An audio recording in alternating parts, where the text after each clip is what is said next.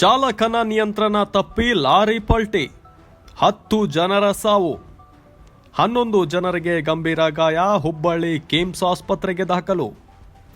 ಸ್ಥಳಕ್ಕೆ ಭೇಟಿ ನೀಡಿ ಸರ್ಕಾರದಿಂದ ಪರಿಹಾರ ಕೊಡಿಸುವ ಭರವಸೆ ನೀಡಿದ ಶಾಸಕ ಯಾಸೀರ್ ಅಹಮದ್ ಖಾನ್ ಪಠಾಣ್. ಪ್ರತಿ ಬುಧವಾರ ತರಕಾರಿ ಮಾರಲಿಕ್ಕೆ ಸವಣೂರು ಪಟ್ಟಣದಿಂದ ಕುಮಟಾ ಸಂತೆಗೆ ಹೋಗಿ ತರಕಾರಿ ಮಾರುತ್ತಿದ್ದರು. ಈ ಬುಧವಾರ ನಸುಕಿನ ಜಾವ ಬೆಳಗ್ಗೆ 5 ಗಂಟೆಗೆ ಲಾರಿ ಚಾಲಕನ ನಿಯಂತ್ರಣ ತಪ್ಪಿ ಲಾರಿ ಪಲ್ಟಿಯಾಗಿ 10 ಜನ ಮೃತಪಟ್ಟಿದ್ದು 11 ಜನಗಳಿಗೆ ಗಂಭೀರ ಗಾಯವಾಗಿರುವ ದುರ್ಘಟನೆ ಯಲ್ಲಾಪುರ ಹತ್ತಿರ ಗುಳ್ಳಾಪುರ್ ಗ್ರಾಮದಲ್ಲಿ ನಡೆದಿದೆ.